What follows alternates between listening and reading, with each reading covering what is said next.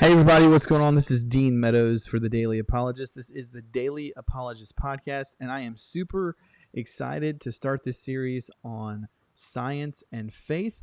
And with me is a really special guest. He is super near and dear to my heart. I've become really close to him over the last year in this venture of podcasting and YouTubing, and he's really become a good friend of mine.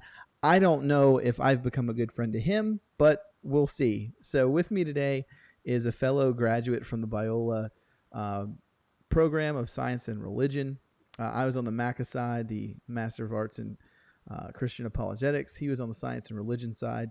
He also is, developing YouTube videos about the case for Christianity, critiques some atheist stuff as well. His name is Lucas Giolas. And welcome, Lucas. It is so good to finally get you on the show. For people who don't know anything about you, go ahead, take a couple minutes and, tell us who you are. All right. Can you hear me? Am I sounding good? Yeah, you sound great. Awesome. So You look I'm great Lucas. too. Thank you. I try. It's the beard oils. So I, as Dean said, graduate of Talbot's Master of Arts in Science and Religion program. Before that, I finished undergraduate work in physics and astrophysics, and I've spent the majority of the last several years working as a nuclear instrumentation and control systems engineer. Yeah. So That's my background. There you go. So let me ask you a couple of questions as we kind of open up this series. Why do you think that this issue of science and faith is even important? I mean, aren't the two just so diametrically opposed to one another that to talk about putting them together is like kind of mixing water and oil? The question itself answers why it's important, right? Because people have really several misconceptions about science and faith. One of them is that they are there's diametrically opposed, right? They're in conflict with one another. The other one is that they're just so completely separate that they don't even overlap whatsoever.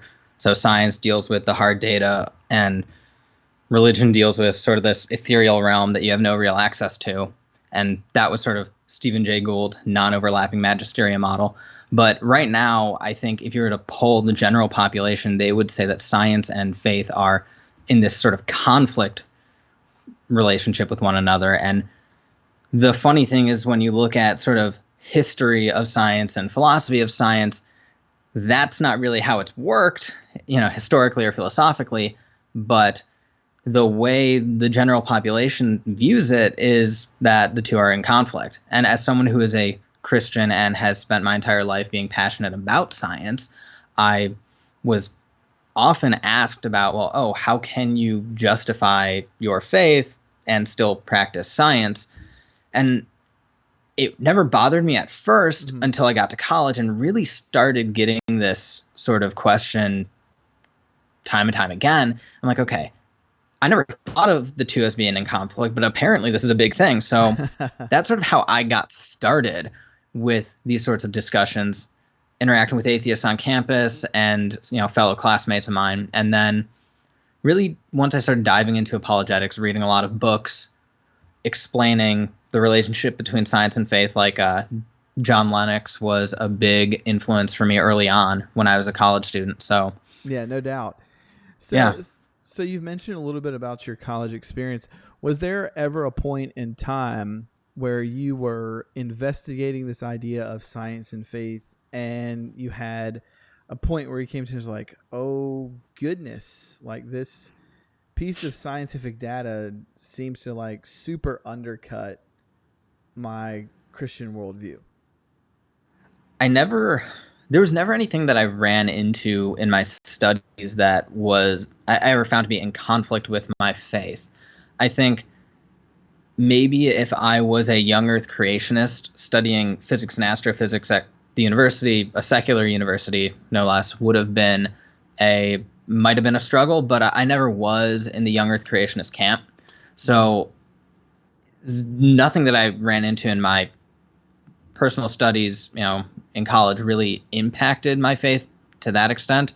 I think probably the biggest thing was just wrestling with the one biology adjacent class that I took, which touched on evolution for like one unit. That would have been the only thing, but even then, it didn't really bother me.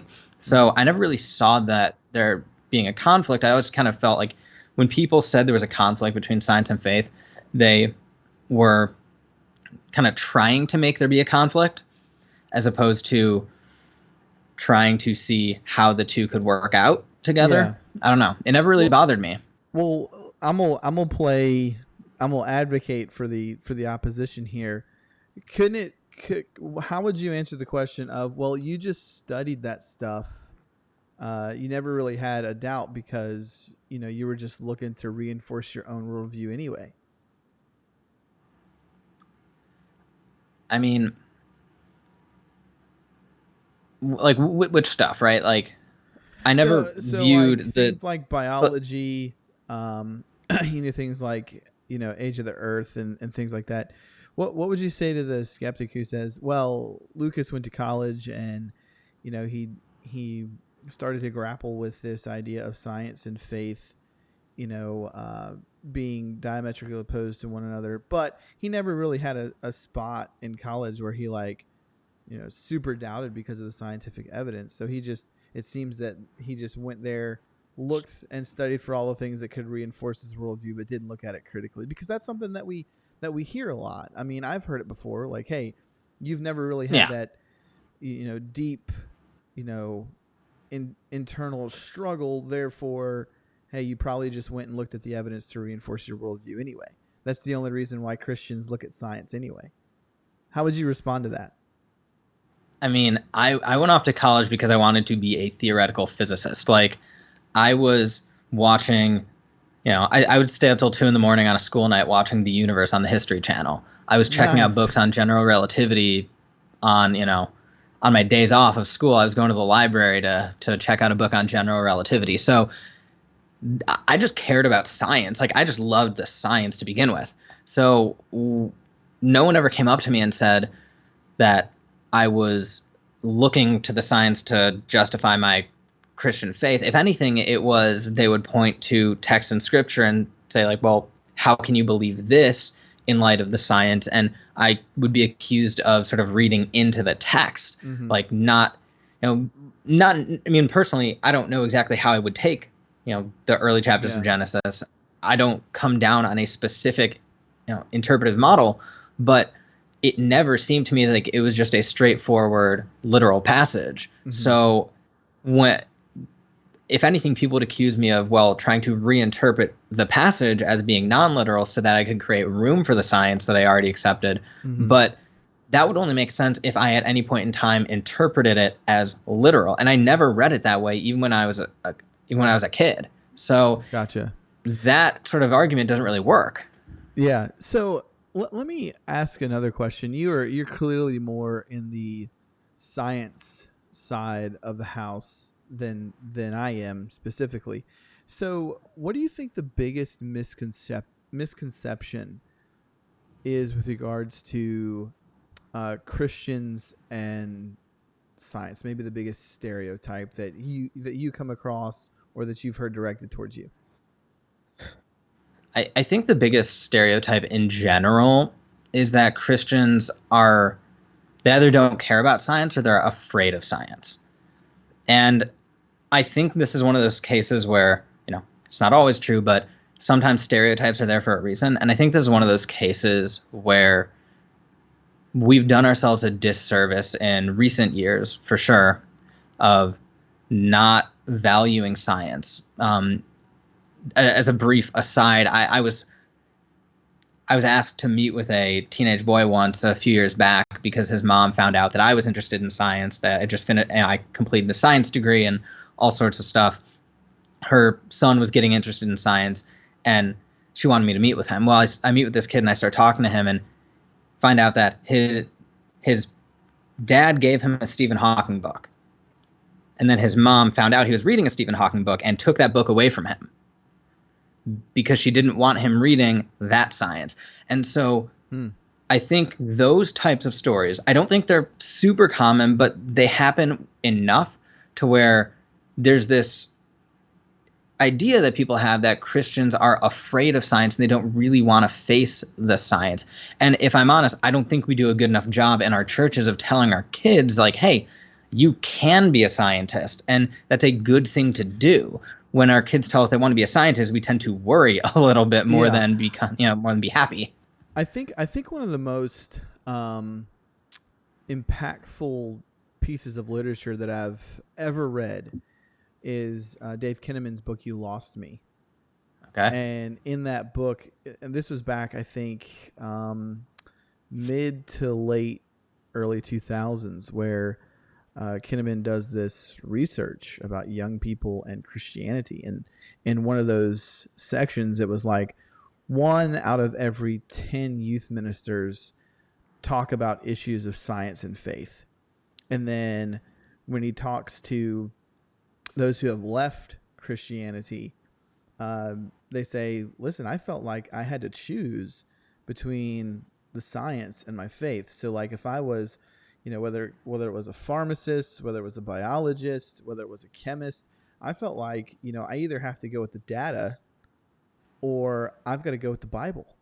And, my job is dependent on the data, and it just seems like the data is there. So there's this toss up, there's this coin I have to essentially flip, and I got to pick which side I want. So I'm going to go with the data, and I'm going to go with the science, and I'm going to put faith, over here on the side, and just maybe not even leave it on the side, but just abandon it altogether.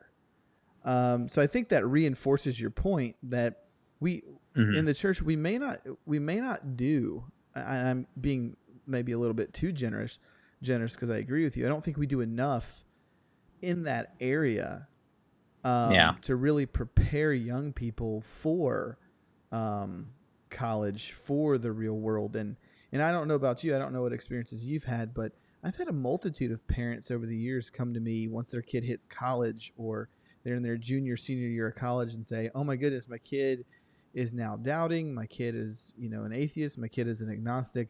What book can I give them to flip this around? And unfortunately, I reference the book, but in the back of my mind, I'm like, it's already too late. Yeah.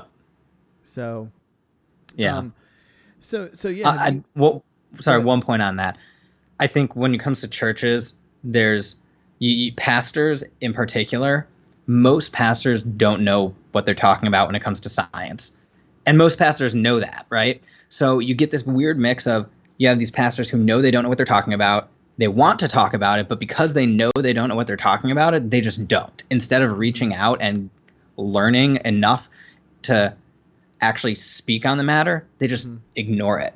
But then you also have the pastors who don't really recognize they don't know what they're talking about, and they start, I don't want to say spewing nonsense, but speaking very loosely is a good word for it. I was going to say superficially about topics that they don't have the depth of understanding, and that might work for, some of the congregation members, but as soon as someone goes off to take a biology class or a physics class or something like that, they're going to realize that what their pastor said was not correct. Yeah. So it's this weird mix of they want to do the right thing. They want to engage it, but they don't know how to do it well. Well, I think that's a really good segue to the next question that I have.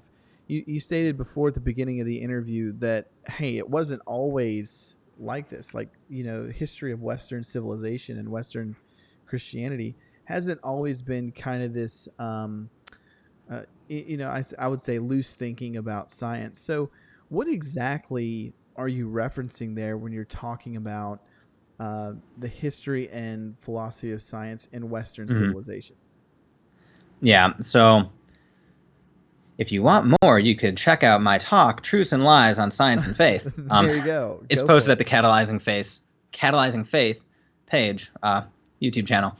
It was a talk I gave at the beginning of the year, January 2020. And but really, if you look back at history, around the time, there are a number of things. Historically, the scientific revolution occurred within a Christian culture, and that's not accidental. because the types of questions that are necessary to engage in science came from a worldview like Christianity that actually cares.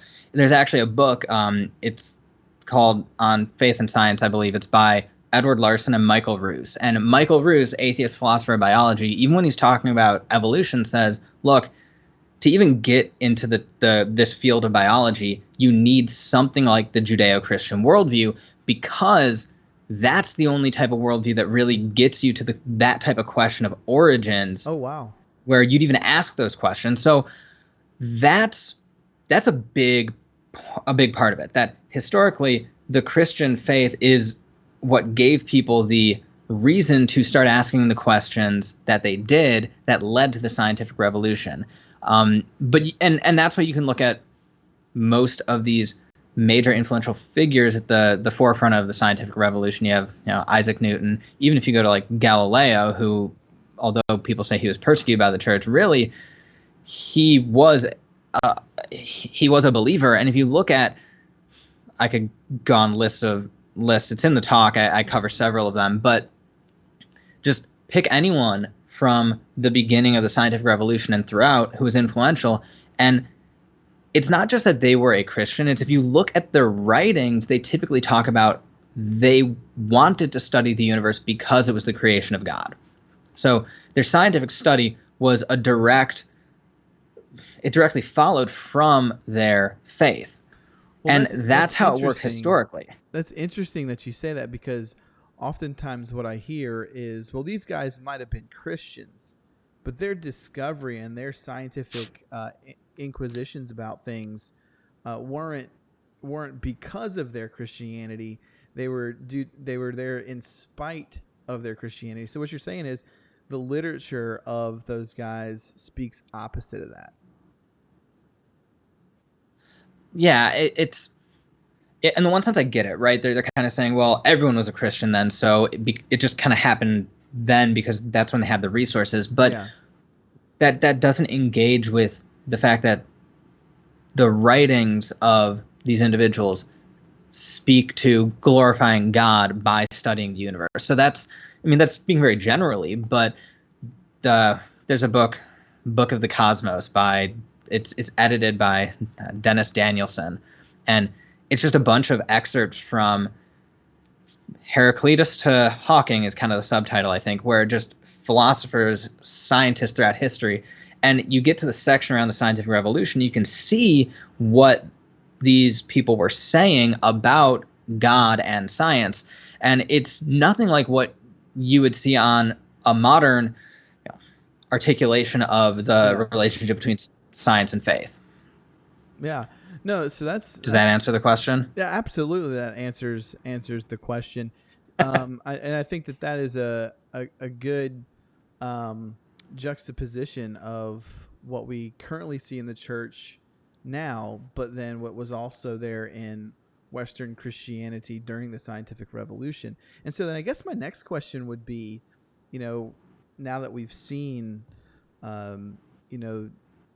that juxtaposition, how do we, as people who affirm that God exists, scriptures are inspired, Jesus is the Son of God, Jesus rose from the dead, how do we maybe do we need to get back to that mindset? How do we recapture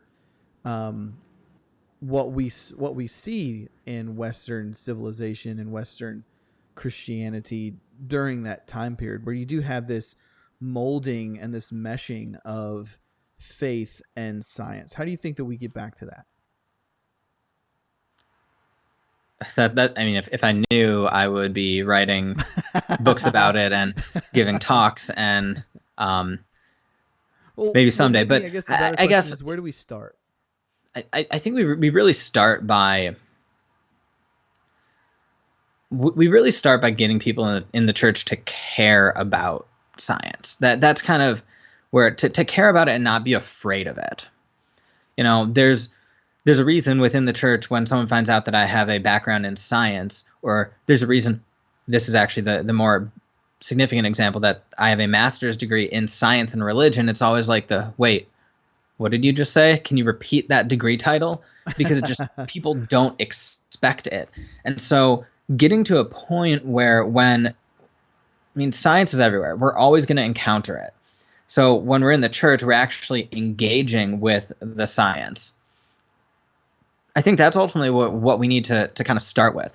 Having an open question. And I think pastors should be knowledgeable. I think every pastor should have a working knowledge of what's going on in, the scientific community. But I don't think they need to be experts. What pastors need to do is identify the people in the church who are the experts in those fields and engage with them, and not in sort of a judgmental way. Yeah. I think a lot of pastors can become very attached to certain theological positions, and when someone in their congregation doesn't exactly hold to the same thing, I don't think what you believe about the age of the earth should determine where you can and cannot go to church, right? You can be in the same church body with people who hold differing views. And I think as pastors need to recognize that and kind of just seek to understand what the scientists in their congregation are saying. That doesn't mean they necessarily need to agree with them, but they need to be able to understand without kind of becoming defensive about it. Gotcha. So as someone who is in the science, like what I like to say is the science side of the house, what do you think if you had to pinpoint your personal favorite point of scientific data that points or supports the existence of God, what would you say that is for you? I'm not saying it's got to be for everybody else, but for you. So I've done talks about this in the past, which just is the very enterprise of science. I think requires God, points to God. But if we're talking about evidentially, talking about actual data, I think, I got to go with the Kalam. You're gonna love this. I know you love the Kalam cosmological argument, but I think that is a great argument. I wish I could say the fine tuning, but I'm not as well versed in the details about that. So there are other people who I think have done some great work in that area. But I would say the Kalam, it makes the most sense to me. It's very straightforward. This is why we're going to end up being like best friends forever. Of course. Go ahead. Sorry. No, I mean, the fact that the universe had a beginning, right? And this is a historical point too. The Big Bang theory, the term Big Bang was not, that's not what the model was called. That was a term that was placed on the expanding universe model by Fred Hoyle, who was a steady state theory proponent. And the reason he chose the term was to try and discredit the Big Bang model, right? What we now call that. Yeah, it was a pejorative title. And there's a reason that people were going to such great lengths, and that was before the expansion of the universe was identified. The default position was that, well, the universe always existed. And as soon as you have evidence that, oh, wait, you turn back the clock and the universe began to exist, then it started to worry some of the, we'll say, atheistic scientists who then had to grapple with the question of, well, what caused this beginning? So when you get atheists nowadays who kind of like to dismiss the Kalam and say, well, it doesn't actually get you to God. Well, okay, fine. You might have done some sort of mental gymnastics to, now, but don't discredit the fact that the very reason we have the term the Big Bang Theory is because on its face, that seemed to be the most obvious conclusion if the universe had a beginning. So I want to ask you some questions about that real quick. And this is something that, I really do believe that I can learn from you. And I think the audience can learn as well. So no pressure. Oh, goodness.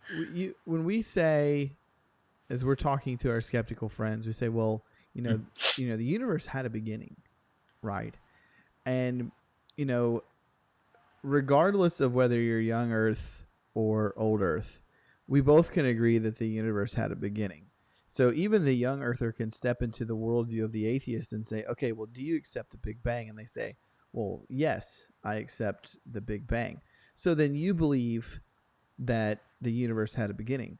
What I commonly find in the skeptical community is, well, you can go to that singularity and that singularity point, but you don't know what's behind that as far as a time Mm. frame.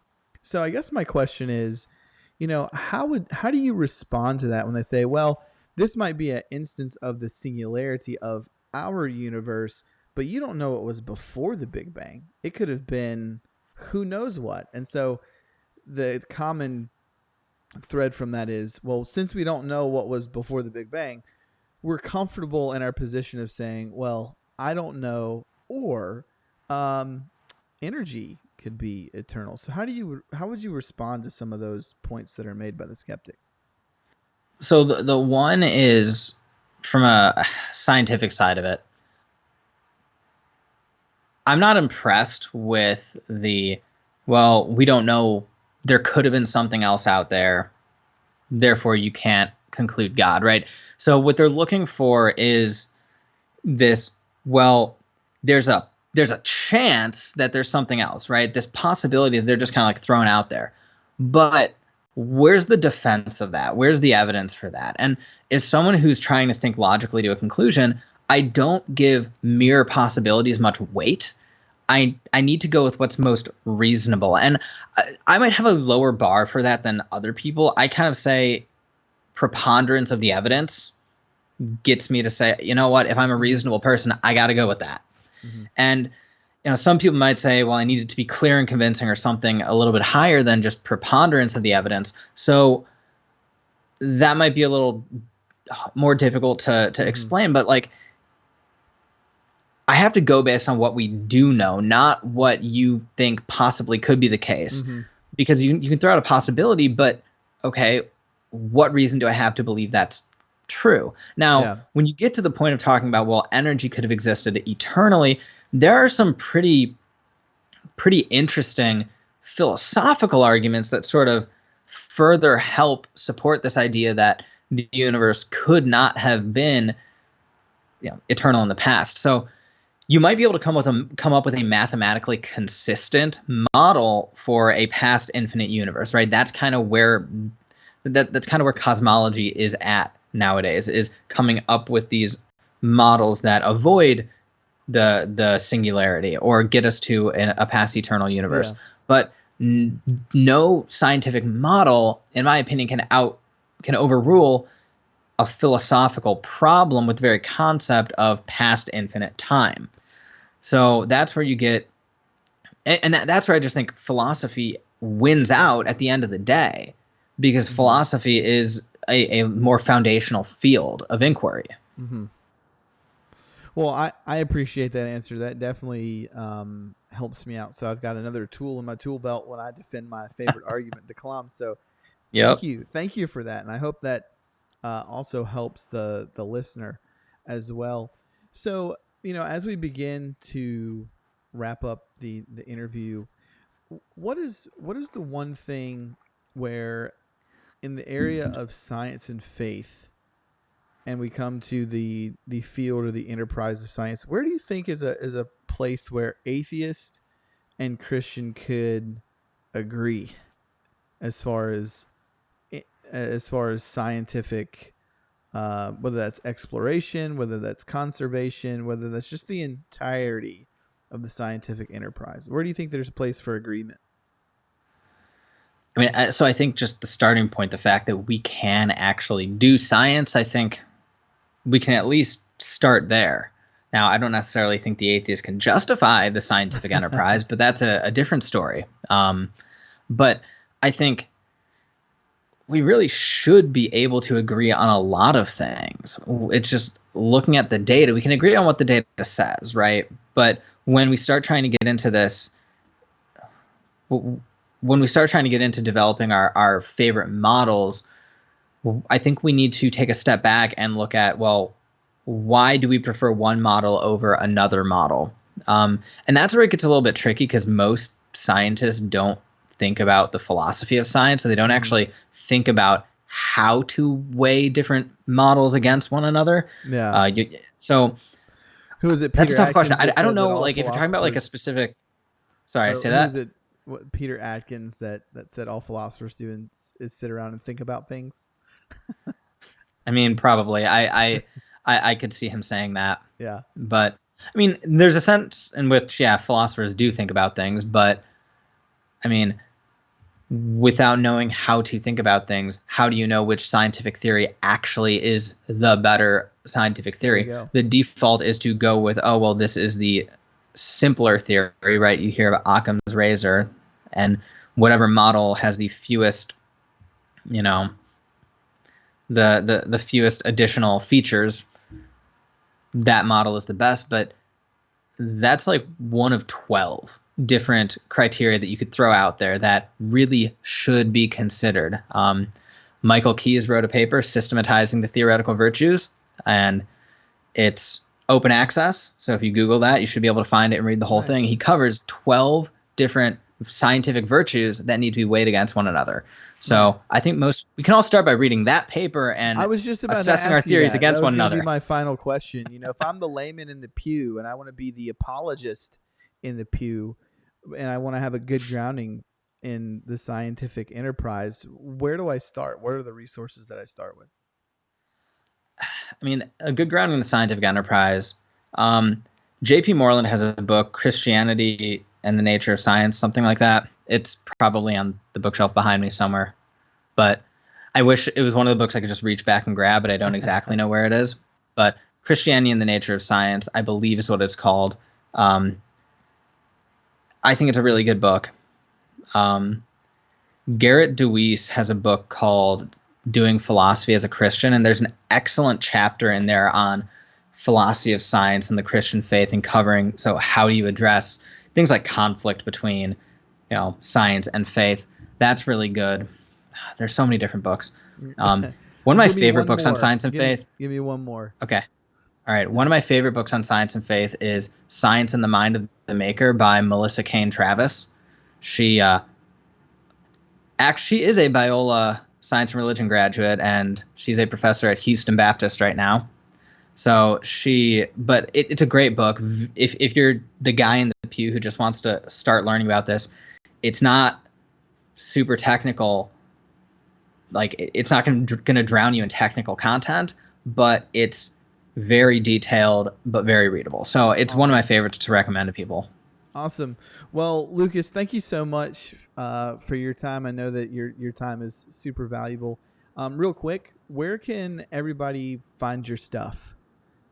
Yeah, so I recently launched Catalyzing Faith. You can find us on Facebook and YouTube and Twitter, and hopefully by the time this airs, I'll have the website up and running, catalyzingfaith.com. So that'd be awesome. You can contact me at lucas@catalyzingfaith.com if you want to send me an email. But yeah, so you can find all my stuff at Catalyzing Faith.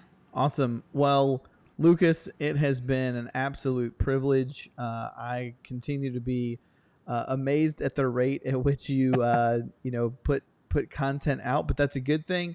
Definitely have learned a lot from your content. Have learned a ton just from this specific interview about the relationship between science and faith. Thank you so much for being on. And it has been an amazing privilege and honor of mine to have you on the Daily Apologist podcast. The privilege and honor is all mine. Awesome. Well, everybody, that's the show. Thank you so much for listening or watching. Remember, you can hit the subscribe button on YouTube, and don't forget to hit the bell. If you want more content, go ahead and go over to www.thedailyapologist.com. We're on Instagram. We're on Twitter. We're even on Pinterest now. So if you're a pinner, so to speak, go over there and catch that content. Thank you so much for your time. This is Dean Meadows with the Daily Apologist podcast signing off. Remember, equip yourself to engage culture.